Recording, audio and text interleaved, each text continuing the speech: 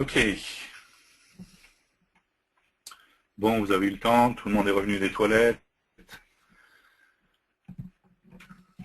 Les autres ont pu récupérer leur tasse pleine de café.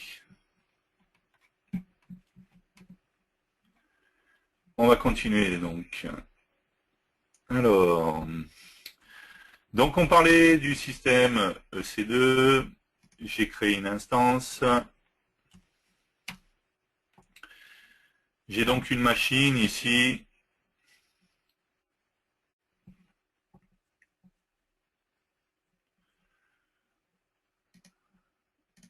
Sur laquelle j'ai accès, d'accord. Voilà.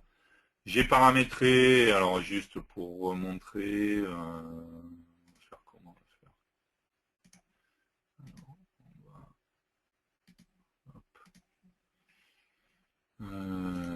Hop.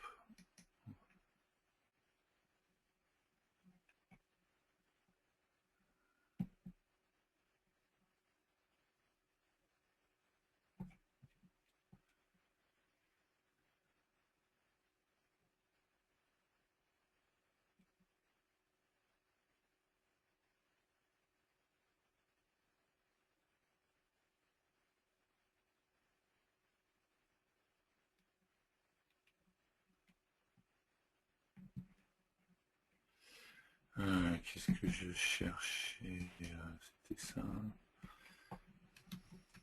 Non, c'était ça. Voilà. Donc ici, j'ai possibilité de cocher quand je vais me connecter, de partager mes lecteurs, d'accord, ce qui me permettra directement sur ma machine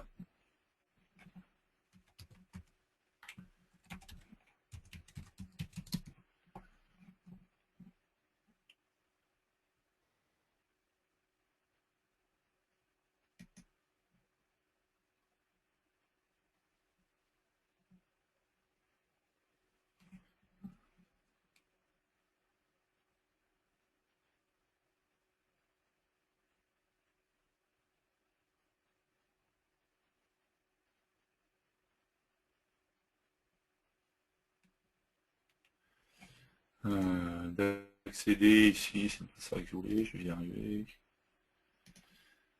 D'avoir accès à mes disques en local et du coup de pouvoir récupérer des fichiers. D'accord. Donc je pourrais bien entendu transférer des choses comme ça et venir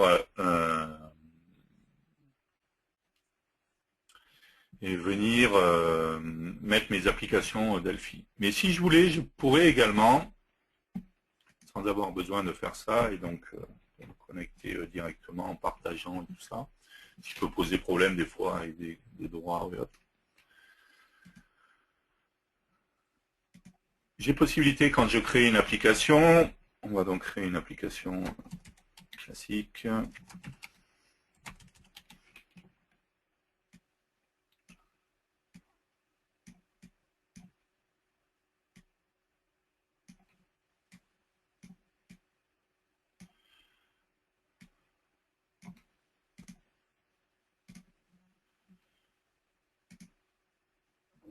Hop, je vais aller enregistrer ça.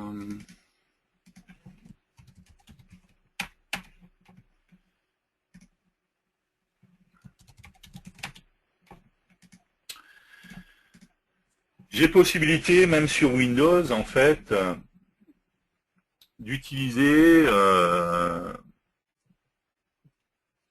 le déploiement à distance. On avait vu ça. Et du coup, je pourrais utiliser ça avec mon système EC2. D'accord. Donc, on avait vu qu'on avait projet déploiement. Et ici, je vais pouvoir rajouter des fichiers et définir un profil distant, même dans le cas de Windows. Pour ça, on a donc en C, Programme File, Embarcadero, RAD-Studio 10.0, un sous-répertoire qui s'appelle PassServer, dans lequel j'ai retrouvé un setup PassServer.exe, d'accord, et un point zip, mais qui me servira dans le cas du Mac, en fait.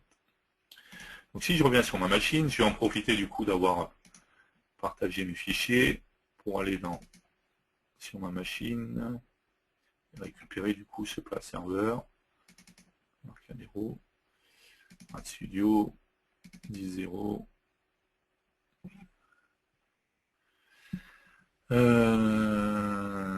Pas serveur.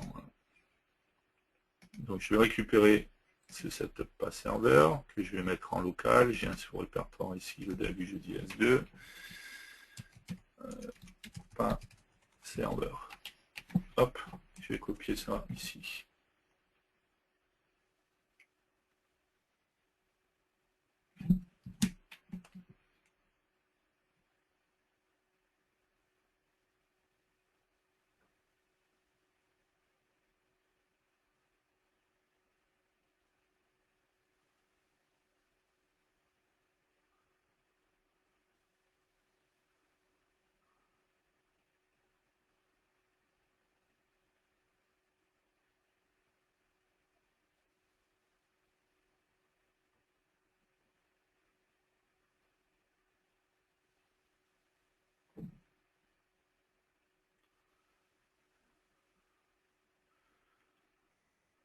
Ok, il est donc en train de transférer mon setup pas serveur.exe que je vais installer sur ma machine.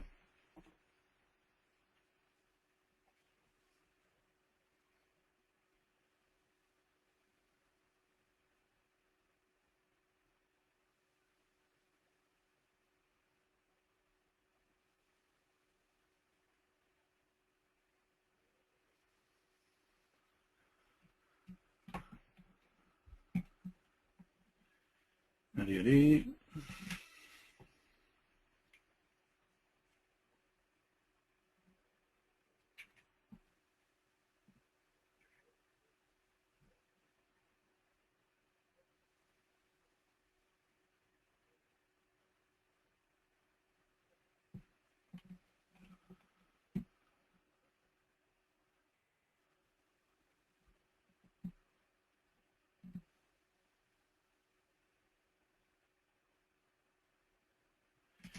Ok, j'ai donc ici le setup pas serveur que je vais installer en local sur ma machine.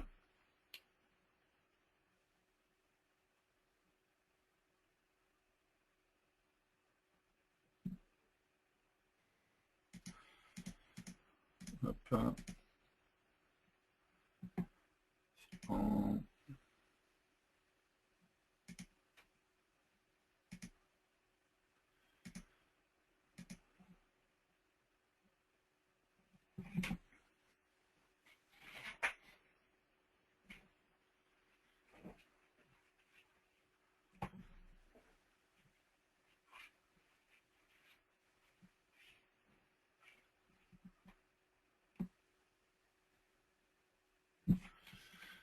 Ok, terminé. Je me retrouve donc du coup avec sur la machine un répertoire programme file Embarcadero RAL pas serveur 10.0 et ici j'ai un exe pas serveur.exe. J'ai un fichier pas serveur.config, d'accord, que je pourrais ouvrir par exemple, c'est un fichier texte qui va contenir mon numéro de port et surtout qui va contenir scratch-dire le répertoire dans lequel je souhaite déployer mes applications. Donc j'ai un répertoire, le dev du jeudi S2 ici, on va prendre ce répertoire là. Donc je vais mettre ici, c'est le dev du jeudi S2. Ok, j'enregistre ça. Et du coup, je vais pouvoir ensuite lancer mon pas serveur. Il me précise si, il me demande pardon, si je veux mettre un mot de passe. Je vais mettre un mot de passe et voilà. Mon plateforme assistant serveur est bien lancé sur le port 64211. On va réduire ça, on va le laisser lancer, hein, c'est pas un problème. Et voilà, on va laisser ma machine allumée comme ça. Donc du coup, ça va me permettre une chose, c'est que maintenant, quand je suis là, moi j'ai créé mon application en local, et ce qui va m'intéresser, c'est de pouvoir la déployer sur ma machine, sur mon cloud Amazon, d'accord, mon instance EC2 que j'ai lancée. Je rappelle que cette instance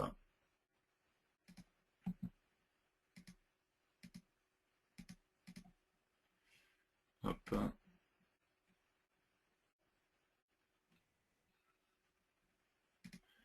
elle est là. Elle a une adresse IP qui a été rattachée avec Elastic IP.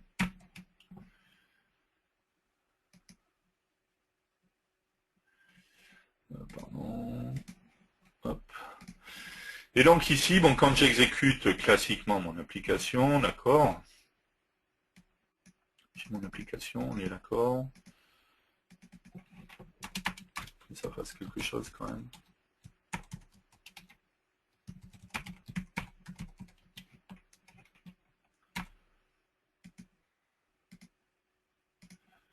Ok.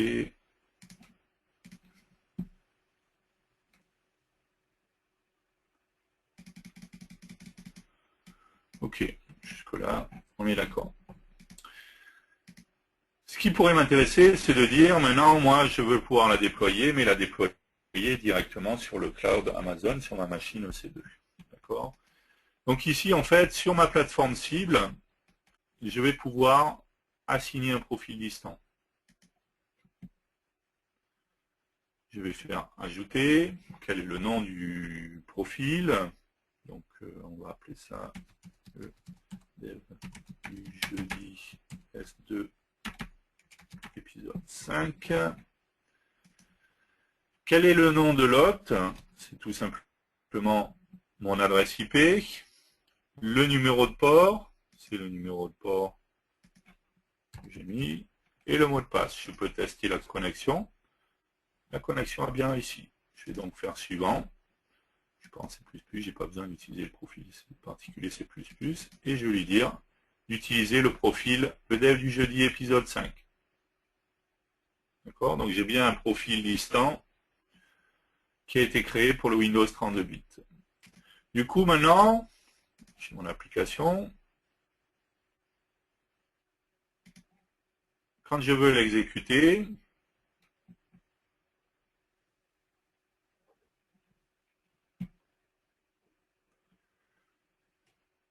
je vais me reconnecter sur ma machine.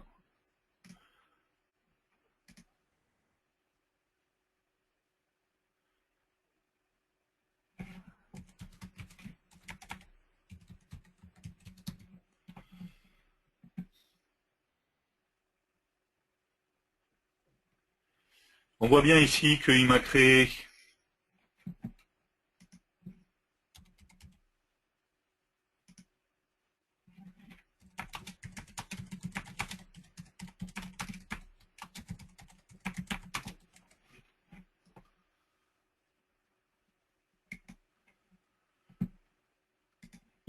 un sous-répertoire, Telabord, donc qui est le nom de mon utilisateur, et un tiret avec le nom du profil distant que j'ai créé, le dev du jeudi, S2, épisode 5.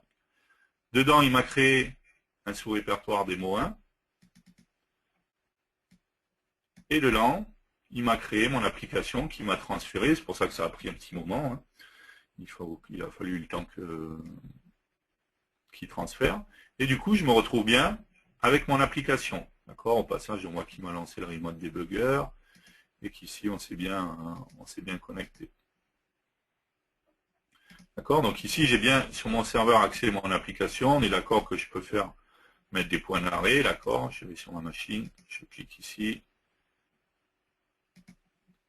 ça veut dire qu'ici je me suis bien arrêté, d'accord, je suis capable de voir les différentes valeurs, voir les propriétés et autres, faire du debug classique.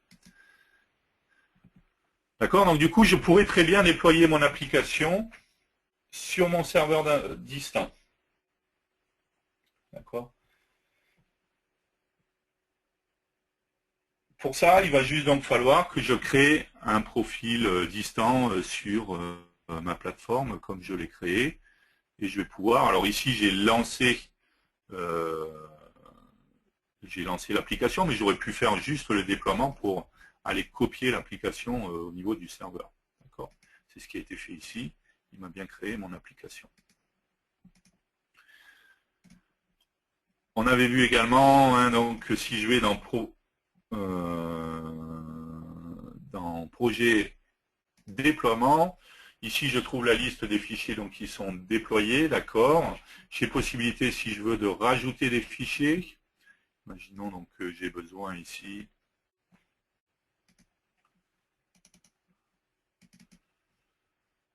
hop, en plus de l'exe, ici j'ai voilà, fichier config.ini par exemple. Hein. Voilà. Peu importe ce qu'il y a dedans, puisque je m'en sers pas, mais imaginons que j'ai des configurations différentes, des paramètres, et que j'ai besoin de déployer ce fichier avec mon exe. Donc directement ici, dans déploiement, il me suffit de cliquer ici, rajouter des fichiers, d'aller chercher mon fichier, et ici, config.ini, de préciser dans quel répertoire je vais vouloir le déployer, d'accord.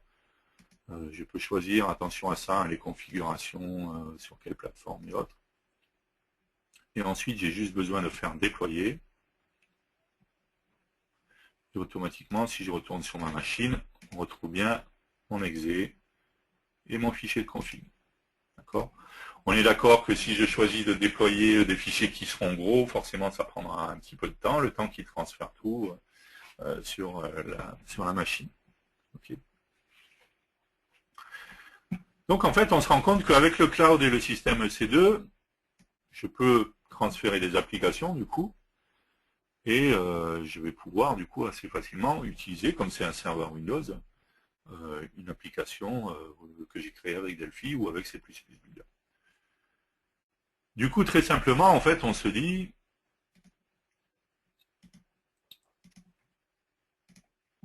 alors je pourrais faire par exemple, on a déjà vu ça, un serveur DataSnap. J'ai une machine distante qui est disponible, sur laquelle je peux déployer assez facilement en plus, avec une adresse IP. On est d'accord que sur la machine, quand j'ai lancé le pass serveur et tout ça, j'ai fait, ça avait été fait avant, au niveau sécurité, j'ai ouvert les ports qui allaient bien et tout ça pour que ça puisse dialoguer, hein, forcément. Donc du coup, je pourrais très facilement créer un serveur DataSnap, d'accord? Donc ça, on a déjà vu, application fiche VCL, on va prendre du TCP/IP, puisqu'on a une adresse IP, on mettra juste un numéro de port, et puis voilà. On va garder le port 211, TDS serveur module, ok. Je vais aller enregistrer ça. Bon, hop.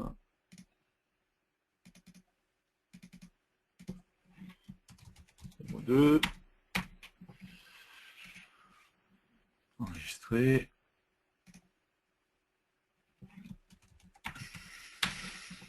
Ok. Ici, donc j'ai bien un serveur container unit, mon DS serveur il est en auto start, c'est bon.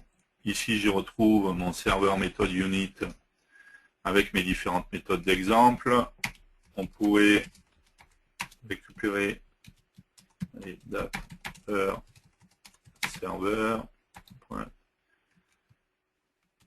date, time par exemple. Faire un résultat de point égal à no. Ok.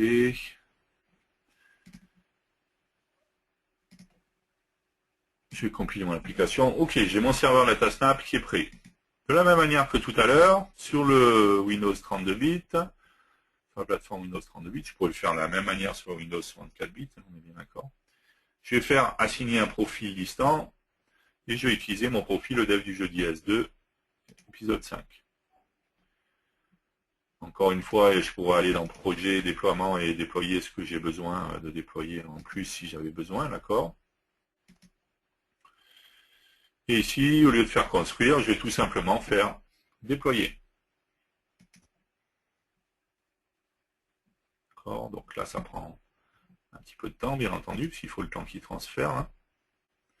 En plus, j'ai compilé en debug, donc mon application est plus grosse, malheureusement.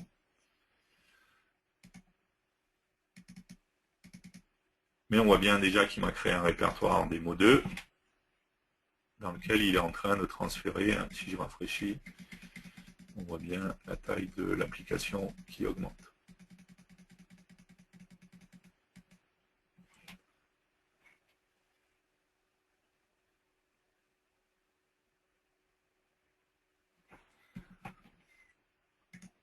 On va attendre qu'il nous rende la main ici. On va être sûr qu'il est fini.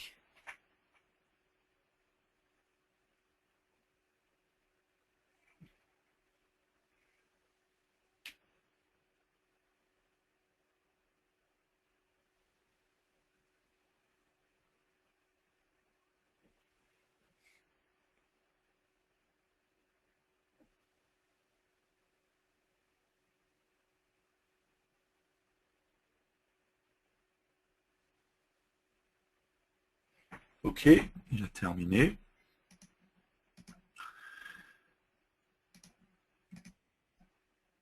J'ai bien mon application démo 2 qui est ici. D'accord. Il me suffirait de la lancer. Voilà, mon serveur DataSnap tourne. Pas de problème.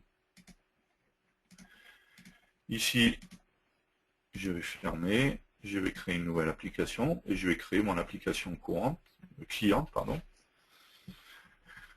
Tout ce qu'on a vu, on l'a vu en application VCL, mais bien entendu, ça serait valable de la même manière en application FireMonkey. Tiens, d'ailleurs, on pourrait faire aller pour changer que l'application cliente soit une application FireMonkey.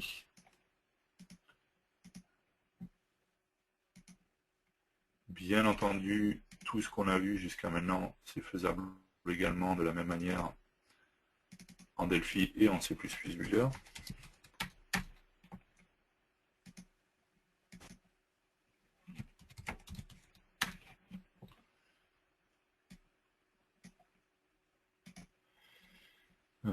C'est pas ça que je voulais, pardon.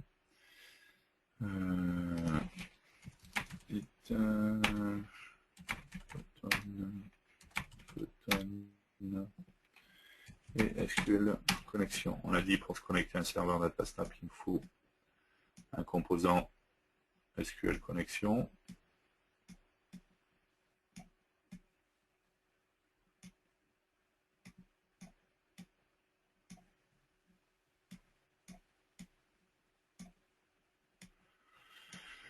Donc ici, je vais paramétrer driver DataSnap. Automatiquement, j'ai le petit plus ici. Le protocole, c'est bien TCP/IP. Le port, c'est bien 211. Par contre, le hostname, c'est pas localhost. C'est bien mon adresse IP de mon serveur distant. Je vais donc mettre ici mon adresse IP. Port 211. Je vais enlever le login prompt.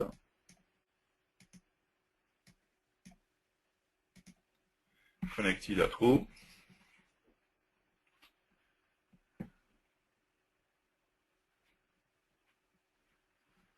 Ok. Il est bien connecté, même si le connected à true est arrivé. Et c'est fait. Générer les classes clients de DataSnap. Il me génère mon unité. Je retrouve bien mes trois fonctions. Ici, donc, on pourrait faire hop, Alt F11 pour utiliser la nouvelle unité qui m'a mis. On va faire un serveur de point et comment ça s'appelle? J'ai perdu le nom. T serveur méthode d'un client. C'est serveur méthode d'un client. Ok. Serveur de point égal T serveur méthode d'un client point create SQL connexion point dbx connexion serveur point river string. On va passer un point texte. On va mettre ça dans l'action message. Donc là, et on va faire un serveur point free pour libérer tout ça.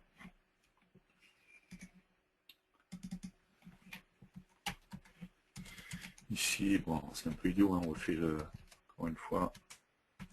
Je refais plusieurs fois la variable, c'est un peu dommage, mais ok, je crée ma méthode serveur. Ici, au lieu d'appeler string, je vais appeler data server. Il n'y a pas de paramètres.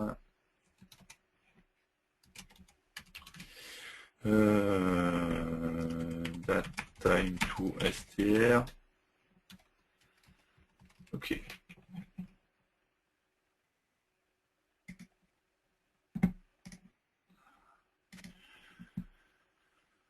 Je lance mon application.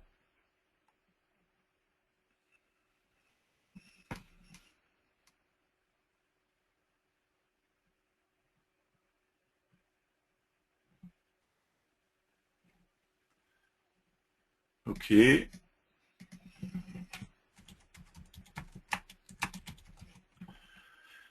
J'appelle ma méthode reverse-string qui m'inverse les caractères et j'appelle dateur-serveur. On voit bien au passage que mon serveur, l'heure de mon serveur est décalée par rapport à... Donc j'ai bien appelé le serveur, hein. Je suis à 10h46 sur le serveur, alors qu'on est bien à 11h46 ici. Donc j'ai bien appelé la fonction qui est sur le serveur, il m'a bien envoyé la date et l'heure du serveur en fait. D'accord? Donc très simplement en fait, je peux accéder, déployer mon serveur DataSnap sur ma machine distante, ma machine cloud C2 Amazon, et avoir du coup un serveur DataSnap qui est disponible pour tout le monde, quoi, et qui va me permettre très facilement d'accéder, enfin de donner accès à tout le monde, enfin à tout le monde, à toutes les personnes que j'autorise, quoi, en fait. Il faut qu'ils aient les bonnes connexions, les users s'il y en a, et ainsi de suite. Ah,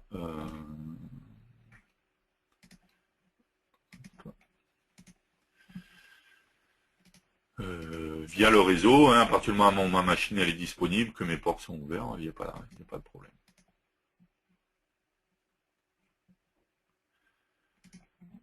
Ok, donc on le voit très simplement. Alors par contre, c'est vrai qu'on se dit, bon là c'est dommage, il faut que j'ai une application qui tourne comme ça directement.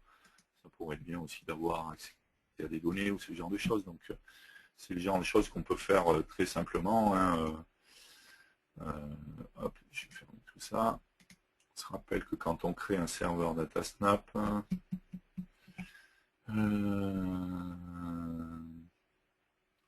pardon, serveur DataSnap, je peux faire une application de service. D'accord, dans ce cas-là, ça va être un service Windows. Je vais faire suivant, TCP, suivant. Le port 211, on va garder TDS serveur module.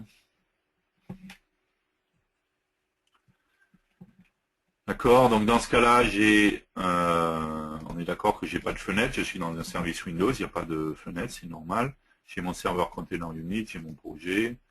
D'accord.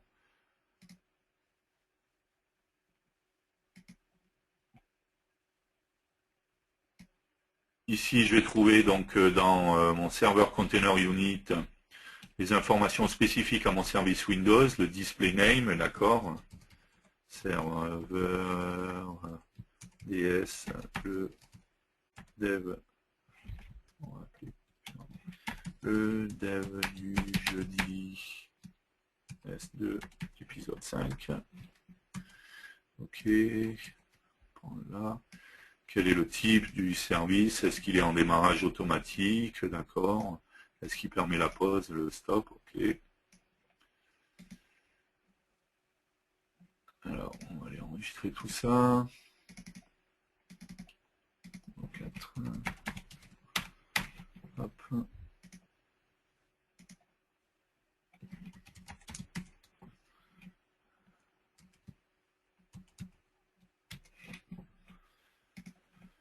Ok.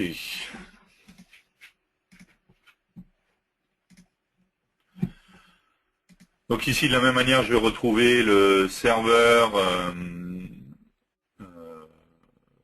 l'unité serveur méthode unit, d'accord, dans laquelle je retrouve mes méthodes d'exemple. Si j'ai coché d'avoir une méthode d'exemple, on pourrait, tiens, mais par exemple, on pourrait s'amuser à faire ça.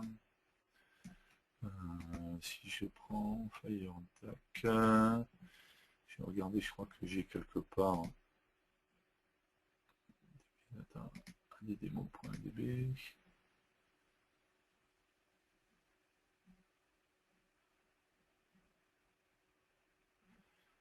Sinon c'est programme file. C'est pas ça que je voulais voir. Hop.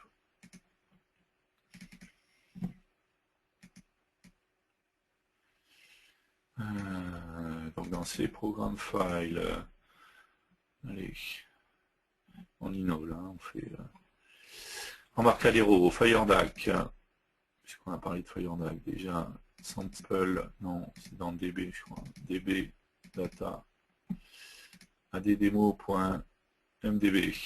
Très bien, on a une base Access. Pour éviter de tout transférer de l'autre côté, hein, d'avoir un accord, je pourrais prendre une autre base de données. Ici, démo 4, Win32, debug. Hop, je vais mettre ma base de données ici. On va appeler le dev du jeudi.db. Voilà. Ok. On va donc ici se mettre un AD connexion. Et ensuite, alors on va paramétrer celui-là déjà, connexion editor. Hop. Success.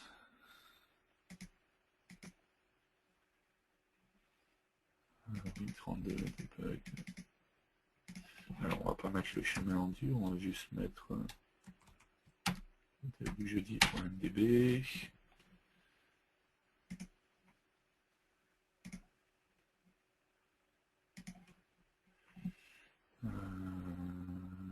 Hop.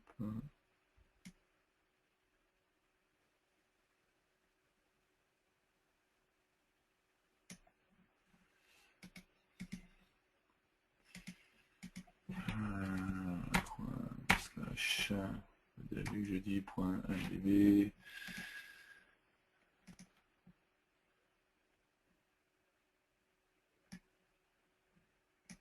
Le problème c'est que en design il va se baser sur alors on va faire ça.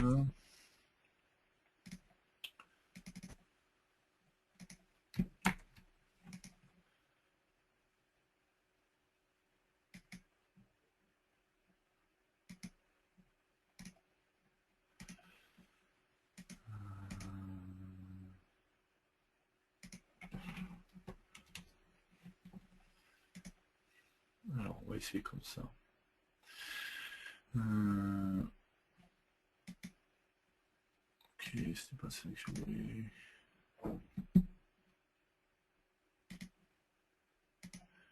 Ok.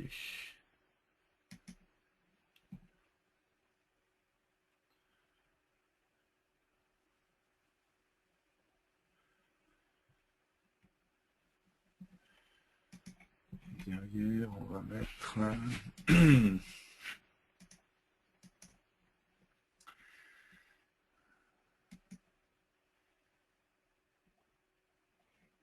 alors ce qu'on va faire, on va pas faire ça. J'ai fait quoi comme répertoire ici? C'est le point. Ouais, ok. On va se faire un répertoire ici.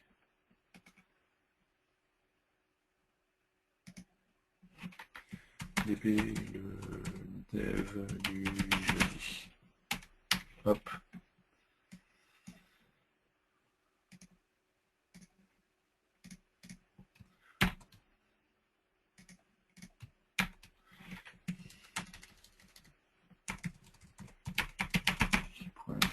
Ok. On va faire ça, ce sera plus simple. Je prends ça, ok, je n'ai pas besoin.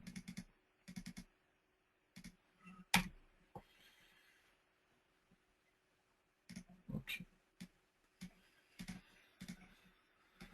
Donc, reprenons ici, hop, c'est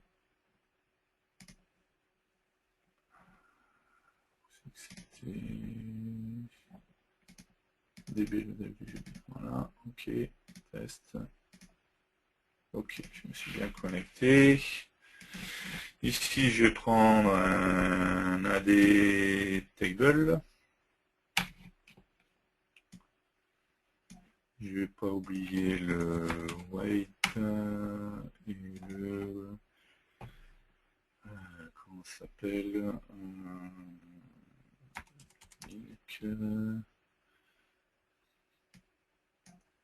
access driver link. Voilà. Ok. Donc dans mon AD table, il est bien relié à mon AD connexion. Et si je regarde dans table name, on va prendre par exemple je dois avoir derrière employees. Voilà. Si je fais active à true, ok, il se connecte bien. On va pas le connecter tout de suite. Lui, on va le déconnecter aussi. De toute manière, si je connecte lui, ok, on est d'accord. On va juste enlever le login prompt qui n'arrête pas de... Voilà. Voilà. Ok, maintenant je vais me faire une méthode, une fonction, pardon, fonction table employé, qui va m'envoyer un tdata set. C'est ok, et on va faire add table 1. On va faire un close d'abord, où on est déjà appelé, add table 1. Open, on a dit que la table c'était employees, voilà. Et on va faire un result égal add table 1.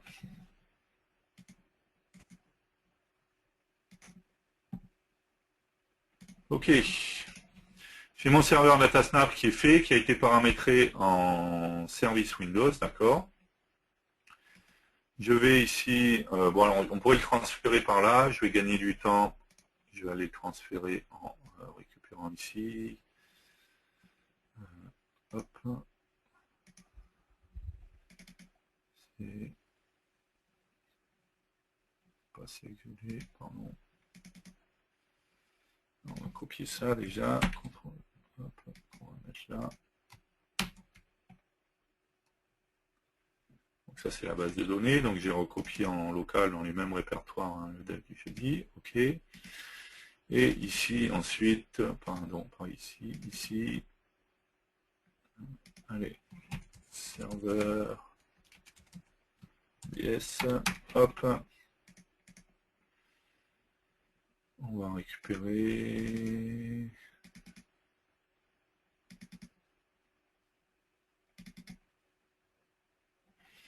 on va également se simplifier la vie pour que ça aille plus vite, et on va compiler en Elise, ce sera moins gros.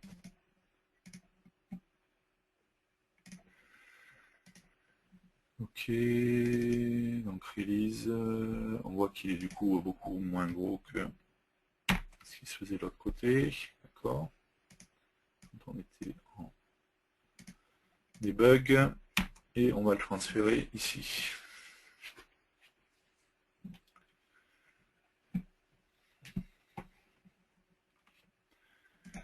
Ok, du coup, ici, je vais aller cd, hop, cd, le dev étoile, cd, serveur étoile, ok.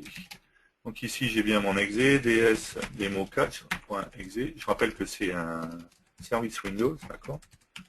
Slash install. Je vais prendre the account name.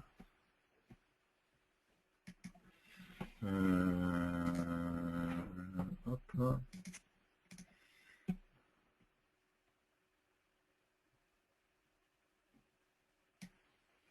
Je me suis trompé, c'est display name, c'est le user, mais j'en ai pas besoin. Non, attendez. Non, c'est le service start name. Donc j'ai pas besoin. Et le display name, on va bien mettre le dev du JS2. Voilà. Ok.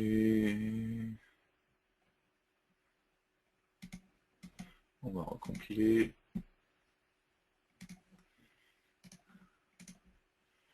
Supprimer ça. Hop.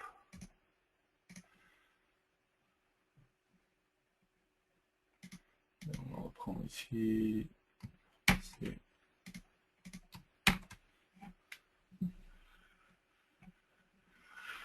Ok.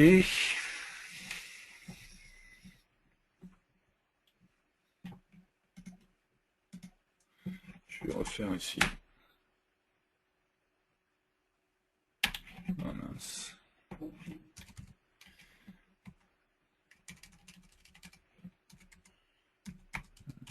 installe. OK. OK. Alors, même s'il ne le lançait pas, mais il l'avait installé. Donc, si je vais maintenant ici dans Service, je vois bien que j'ai... Alors, où c'est qu'il est? Hop, il était là, je l'ai vu. Le dev du jeudi S2, il est en automatique. Il ne reste plus qu'à le démarrer. Il est démarré. D'accord. Donc là, l'avantage, c'est que c'est un service Windows. Donc à la rigueur, j'ai même pas besoin que le PC soit logué. Il faut juste que mon instance soit lancée, mais c'est tout. Je n'ai pas besoin d'être logué dessus. Du coup, on va aller fermer ça par contre. Hop. Ça également. Ici, je peux fermer. Je peux faire une nouvelle application VCL. Par exemple, encore une fois, on pourrait faire une application FireMonkey également. Je dis 5.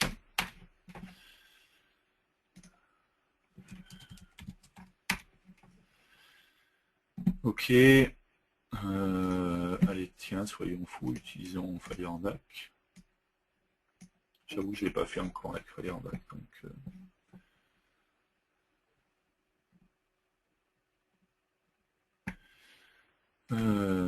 Datasnap. Ok, je ne sais pas si on est sur Datasnap, non. Database. TCP/IP, serveur c'est 127.0.1, ok. Username ou pas, il n'y en a pas. Non, c'est pas 127, pardon, c'est ce que je dis. Mon adresse IP, c'est toujours celle-là. Hop, test. Connexion refusée. Tiens, donc, pourquoi? Bien sûr, le port 211.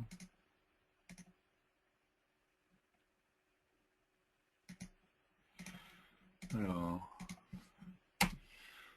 si on va le faire comme on faisait habituellement avec le SQL connexion, Snap, TCP/IP, hostname, hop, 211, j'ai pas de user, j'ai pas de password, connected, il marche bien, bon, il y a un paramétrage que j'ai dû zapper, on va enlever le login prompt, ok,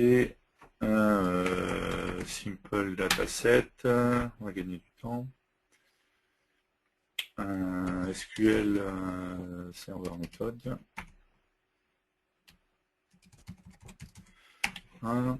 Data source, une DB grid.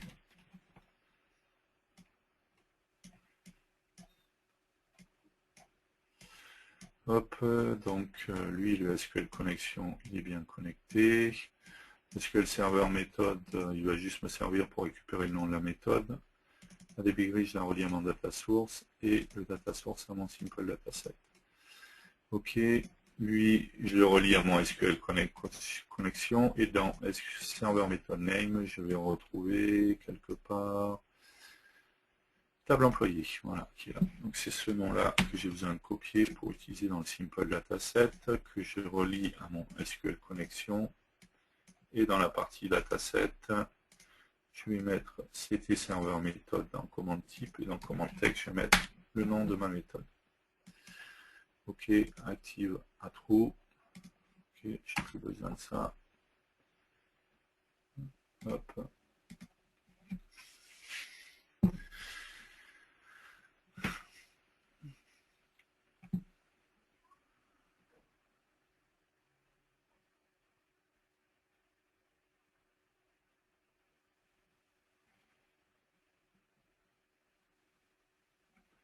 Et j'ai bien mon application qui se connecte à mon serveur Datasnap qui fonctionne sur... alors là, je n'ai pas implémenté la mise à jour. Hein. Il y a seulement il a fallu que je mette quelque chose de l'autre côté pour que ça gère la mise à jour. Si je fais une mise à jour, hein, ça plantera en fait. Enfin, pas ça plantera, j'ai pas fait le apply update, mais même si je faisais un apply update, de toute manière, il y aurait une erreur. Donc, parce que j'ai pas mis, il me faudrait y rajouter un composant de l'autre côté. On l'a eu avec DataSnap. Hein, ça. Ok, donc j'ai bien un client, et du coup, qui se connecte à un serveur DataSnap, qui tourne sur mon serveur, ma machine EC2, qui du coup, hein, je peux même faire un logoff. Hein. Okay. Voilà. Ça n'empêchera pas que si je lance mon application, comme c'est un service Windows, il est démarré, donc il n'y a pas de problème, il est en automatique.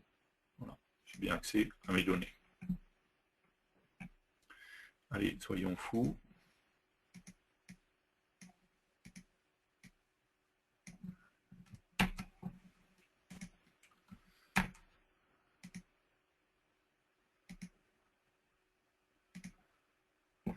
Je vous ai envoyé l'adresse IP. Le numéro de port, c'est le 211. Je l'ai envoyé à tout le monde. On va faire une pause, c'est l'heure de manger. Je vous laisse le serveur tourner pendant entre midi et 2. Je l'arrêterai tout à l'heure. Je changerai aussi l'adresse IP après ce soir. Elle sera plus valable. Donc, pour les petits malins qui voudraient garder, essayer de faire je sais pas quoi. De toute manière, l'instance sera arrêtée ce soir. Et voilà, vous pouvez, allez-y, vous pouvez tester de votre côté. Vous avez accès, non seulement on a vu au fond, à la méthode pour récupérer la table employée, mais vous avez accès aussi aux trois fonctions, enfin deux fonctions d'exemple, reverse string, et voilà. Donc vous pouvez faire un test de votre côté. J'ai bien une machine qui tourne sur le cloud Amazon, avec un serveur DataSnap qui tourne, et qui du coup est accessible par n'importe qui. Il faut juste avoir accès à l'adresse IP que je vous ai donnée, que les ports soient ouverts.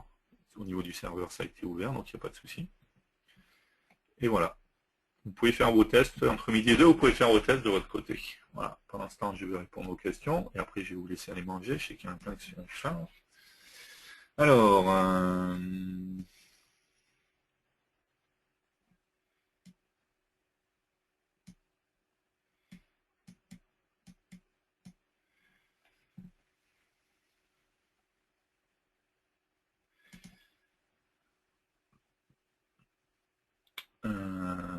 vous avez précisé que la maintenance est de 20% au prix de la licence. Donc en effet, j'ai dit que c'était à peu près 20% et en plus c'est une erreur. Parce que c'est sur certaines gammes de produits où on a la maintenance c'est 20%. Et en effet, sur les produits outils de développement, c'est 30% en fait. Donc du coup, la remise est bien de 20% hein, par contre, puisqu'elle est la même sur tout le monde. Voilà, donc du coup, c'est vrai que vous payez le coût de la remise est un petit peu plus bas que par rapport au prix de la maintenance, je suis d'accord. Sur les outils de développement, c'est 30% en effet. Par habitude, des fois, je me mélange des fois avec les autres outils où c'est 20%. Je viens d'essayer en live le même exécutable avec un Tbutton, un Tmemo, un Tedit. Un Delphi 2010 ne fait que 832 kilooctets. Comment expliquer que cela fait sur Delphi X3 fait 10 mégas? Donc déjà, on était en debug et en release, donc ça a une grande importance, puisqu'en debug, il y a plein de choses qui sont intégrées à l'exé pour pouvoir faire du debug et tout ça. Plein d'évolutions qui sont apparues, qui font grossir l'exé, je suis d'accord. En release, il est beaucoup plus bas. Par contre, c'est vrai que depuis 2010, il y a eu des évolutions et du coup, l'exé a grossi. Maintenant, encore une fois, c'est l'exé de base. La progression après de la taille de l'exé, pardon, n'est pas linéaire. On a une taille qui est un petit peu plus importante dès le début. Après, il faut rajouter beaucoup de choses avant que ça commence à grimper. Vous pouvez rajouter plein de fenêtres, plein de composants. Vous verrez que ça augmente très peu en fait. Mais par contre, la taille de base est un petit peu plus importante. Tout simplement, c'est dû aux évolutions, aux nouvelles RTTI, enfin à plein de choses qui sont arrivées dans les dernières versions et qui sont intégrées de base dans l'exé. Encore une fois, il y a une grande différence entre release et debug. Hein. Comme il était en debug, forcément, c'est beaucoup plus gros. Quoi. Suite réponse précédente, non, pas de package. Pas de package d'exécution. Salut. Un projet est le même exécutable. Salut Thierry. Ouais, salut William. Bonjour tout le monde. Ouais, non, c'est que j'ai eu pas mal d'échanges avec avec cette personne pour essayer de trouver des explications, mais bon, tu viens déjà d'expliquer, hein, c'est effectivement que la VCL, etc., ça enrichit et que du coup, bah, c'est forcément plus gros. Et je suis parti à un moment, donc c'est pour ça, si tu regardes toutes les questions, il y en a beaucoup qui se suivent. Je me posais la question, et c'est pour ça que je prends la parole, pour te la poser directement, à savoir, tu sais dans quelle version c'est arrivé, le fait de pouvoir définir le prochain statement, la ligne qui va être exécutée, tu sais, le drag and drop, quand tu fais éventuellement tu peux le montrer d'ailleurs, parce que ceux qui De bouger connaisseraient le point pas, d'exécution. ouais, ceux qui connaissent pas, c'est magnifique. Donc c'est pas plus mal C'est de une bonne montrer. question. Je sais Et je pas sais pas en dire quelle dans version quelle ça arrivait. Ouais. version Donc en c'est 2010 arrivé. ça existe, m'a confirmé la personne. Donc, parce que si ça n'avait pas été le cas, ça aurait été une grosse explication Ouais, de forcément, ça a un pourquoi le impact debug. sur. Mais ça existait déjà. Donc. Donc le principe, c'était de dire hein, que quand euh, une application, add,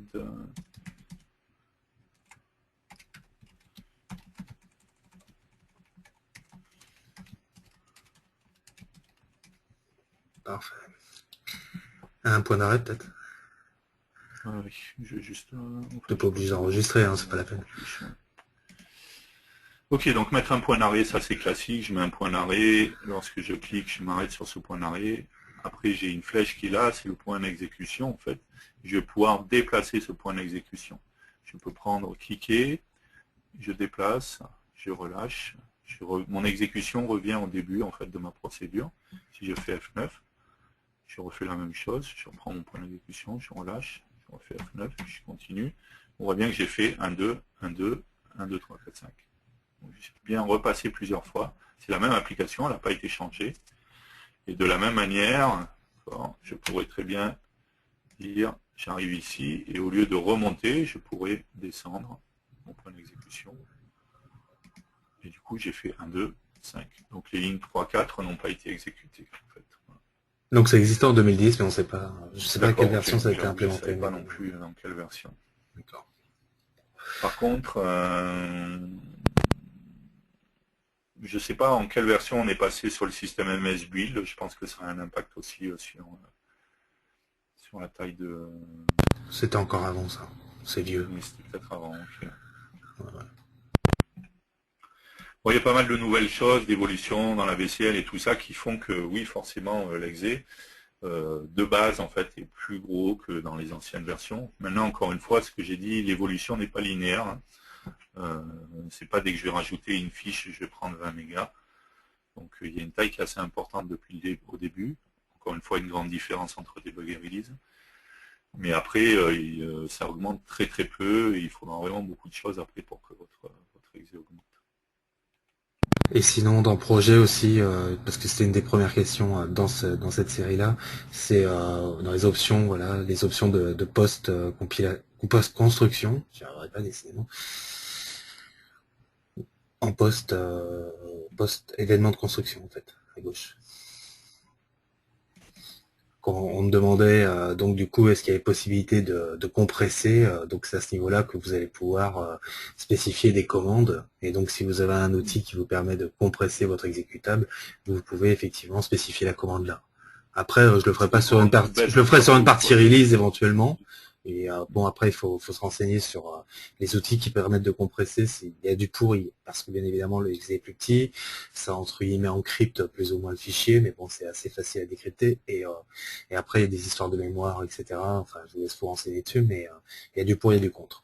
Mais c'est à ce niveau-là que vous pourriez le mettre si vous souhaitez l'automatiser. Et je le ferai sur la version release uniquement, pas sur la version de debug, pour éviter justement des problèmes particuliers. Après, comme le précise une personne, Fabrice Vendée, il y a les nouvelles RTTI aussi qui jouent beaucoup sur la taille de l'exé. Donc la personne précise, taille des exécutables, c'est un problème des RTTI depuis Delphi X3. Je me suis dit déjà en X2, l'exé faisait déjà une certaine taille, mais il y avait aussi déjà des nouveautés au niveau des RTTI. Par contre, c'est dommage qu'il n'y ait pas d'option de compilation pour ça. Hop.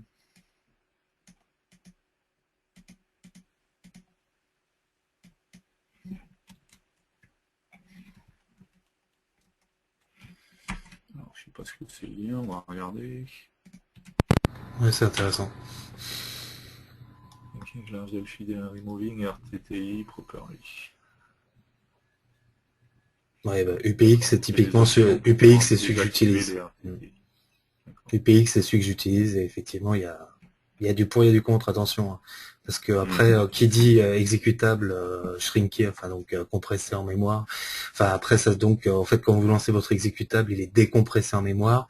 Et il y a des choses, par exemple sous Windows, si vous avez un exé qui est compressé de cette façon-là, le problème c'est que si vous lancez votre exécutable un certain nombre de fois, plusieurs fois sur votre machine, en fait Windows sait gérer les DLL, etc., de façon à pas les remonter en mémoire systématiquement. Si l'application est compressée, c'est pas le cas. Il y aura systématiquement, l'application sera remontée en mémoire, etc., etc. Enfin, donc, voilà. Ok, bon après je trouve qu'on n'est pas à une époque où quand on a un exé, même quand ça fait 10 mégas, c'est pas non plus, on n'est plus à une époque où le disque est super, on regarde le moindre octet, tout ça. Par contre je suis d'accord que ça a un impact forcément quand je fais un transfert, notamment sur une machine distante ou ce genre de choses. Ok, pas d'autres questions. J'ai envoyé le lien à tout le monde, hein, celui qu'on montre là, je l'ai envoyé à tout le monde. Donc,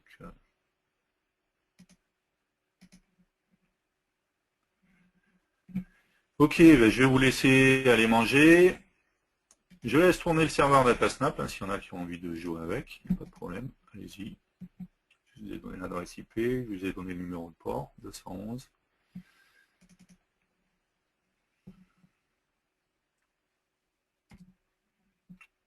Mais je pense qu'il y en a plein qui ont faim, donc c'est l'heure du repas. Je vous souhaite un bon appétit, et puis on se retrouve à 14h. Bon appétit, à tout à l'heure.